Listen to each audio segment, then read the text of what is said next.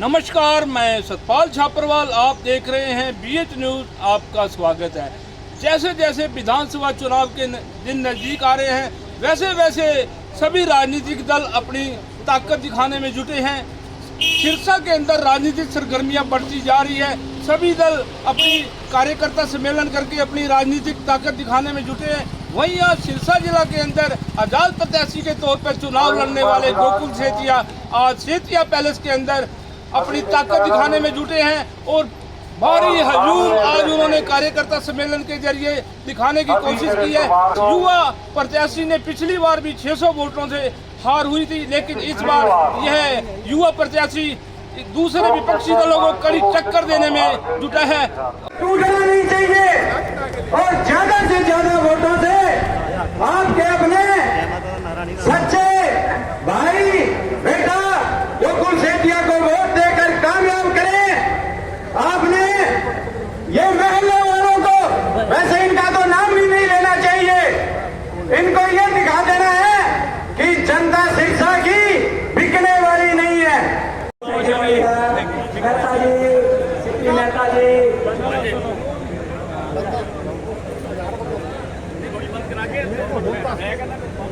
गोकुल सेठिया जिंदाबाद, हम लड़ेंगे जीतेंगे।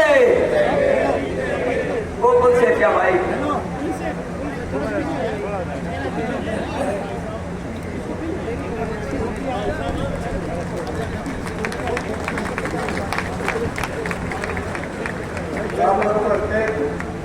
सभी मेरे बुजुर्गों, मेरी माताओं, बहनों, नौजवान साथियों, प्यारे बच्चों, आप सभी को मेरी तरफ से राम राम, सत श्री अकाल, नमस्कार। बहुत आपका धन्यवाद कि आप सभी आज इतनी गर्मी के अंदर इतनी बड़ी तादाद में आप यहाँ सब अपना काम धंधा छोड़ के उपस्थित हुए। और जिस चीज की मुझे खुशी है कि एक भी मैं व्हीकल नहीं भेज पाया और बिना कोई व्हीकल भेजे इतनी बड़ी तादाद में आप सब यहां पर उपस्थित हुए। गर्मी ज्यादा करके काफी लोग वापस भी चले गए। अभी 800-900 की तादाद में लोग हॉल में भी हैं। तो मैं तो एक बात कहना चाहता हूं साथियों कि आपका देना मैं कभी दे नहीं सकता। थोड़ा बोलता बोलता अगर भावुक हो जाऊं तो उस चीज को फील ना करना, क्योंकि भैया सीधा सा आदमी हूं, भावुक भी हो जाता हूं तो कई बार वाला भी मारता हूं। और फिर विपक्ष ने कहता है कि ये तो अग्रेसिव हो गया। अग्रेसिव में नहीं हुआ, गुस्से में मैं नहीं आया, लेकिन बात ये होती है कि जो मैं मन में हूं वो मैं चेहरे पे हूं। ये नहीं है कि मैं काम 2 नंबर के धंधे करता हूं, समाज सेवी कह के चुनाव से 2 रात पहले समाज सेवा अपनी दूसरी चालू कर दूं और चुनाव के बाद मैं दूसरा काम चालू कर दूं। नकली हंसी मैं अपने चेहरे पे नहीं रख सकता था। और दूसरी बात कि जो ये मेरे एक छवि खराब करने का काम करते हैं कि गुस्से वाला है या एग्रेसिव है, इस पे मैं कहना चाहूंगा साथियों, ये बहुत जरूरी था। मुझे पीड़ा होती थी जब किसान भाइयों को मुआवजा नहीं मिलता था, बीमा क्लेम नहीं मिलता था। मुझे पीड़ा होती थी जब नगर परिषद के अंदर शरेआम भ्रष्टाचार चलता था। मुझे पीड़ा होती थी जब हमारे घरों के अंदर सीवरेज का पानी बच्चे पीने को मजबूर आज तक है। मुझे पीड़ा होती है जब बीमारी करके किसी घर के अंदर किसी की मौत हो जाती है, ट्रीटमेंट के लिए सही टाइम पे दिल्ली या चंडीगढ़ या लुधियाना नहीं पहुंच पाता। इन चीजों की पीड़ा होती है। और ये जो अफसर जो भूल चुके हैं कि ये जनता के सेवक हैं, मुझे पीड़ा होती थी कि जब ये इंसान को, बंदे को बंदा नहीं समझते थे, जानवर समझ के 2-2 घंटे बाहर बिठाए रखते थे। उस पीड़ा करके आपने जो मुझे वोट रूपी पिछली बार आशीर्वाद दिया, आपने एक बात मुझे जरूर कही थी, इसी ग्राउंड के अंदर आजाद जब मैं चुनाव लड़ा, आपने मुझे आशीर्वाद देने का काम किया और क्या कहा था, गोकुल तुम आगे बढ़ो, हम तुम्हारे साथ हैं। जब इतना बड़ा आशीर्वाद मेरे साथ था तो आपका गोकुल कैसे दब जाता साथियों। मैंने हर वक्त आपकी आवाज बेशक विधानसभा में नहीं पहुंचा, पर ये गूंगी बहरी सरकार के कानों तक आपके सिरसा वालों की पीड़ा को पहुंचाने का काम किया।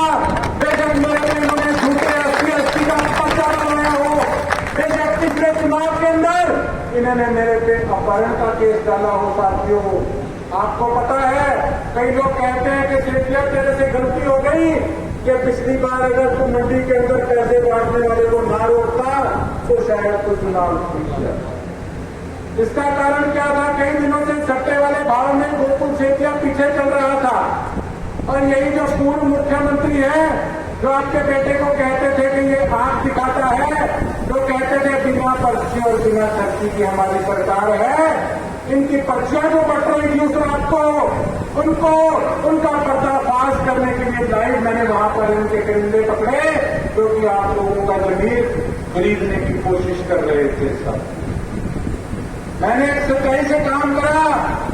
मुझे कई लोगों ने ये बात कही कि तूने पैसे नहीं लगाए, तूने शराब नहीं बांटी, तूने नशा नहीं बांटा।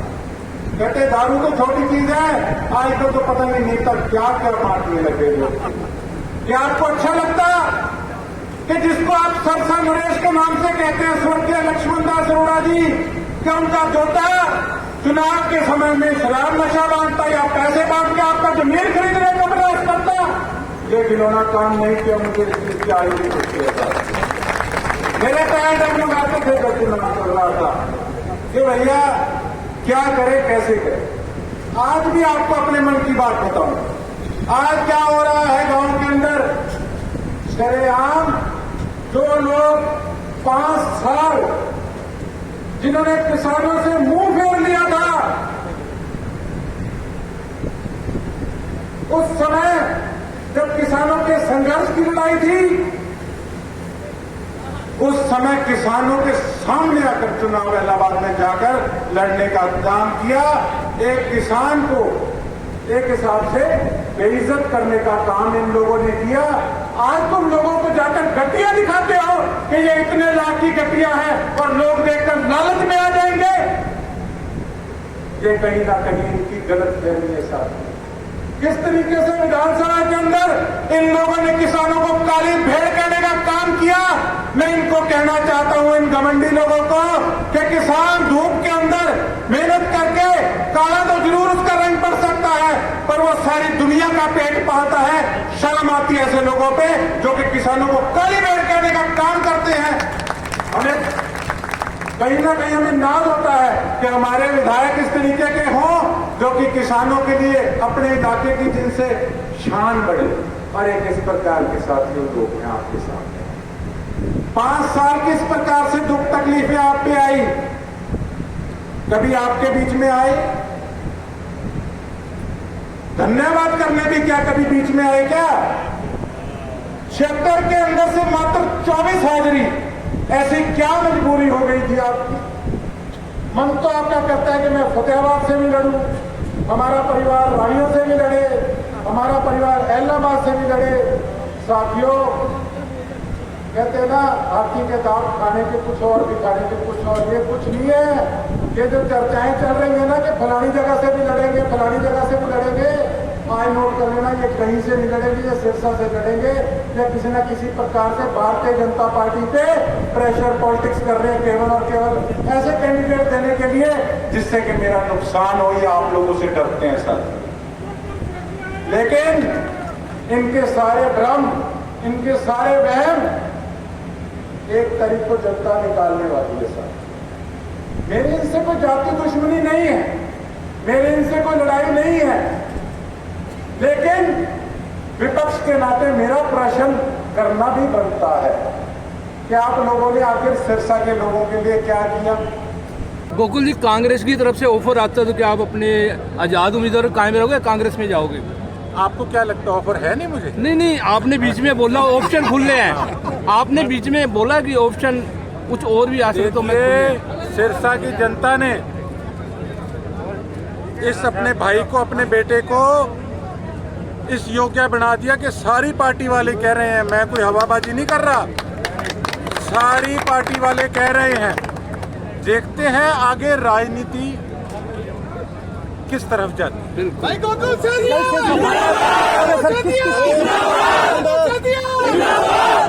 जी, आपका इनेलो के साथ संबंध है, अब जो बीएसपी ने जरा समझौता किया है इनेलो के साथ, उसका बेनिफिट आप बीएसपी को आपको मिलेगा क्या? देखिए, ऐसा है, अगर किसी भी दो दलों का गठजोड़ होता है उसमें कोई दो राय नहीं, उस चीज़ की तो मजबूती बढ़ती है।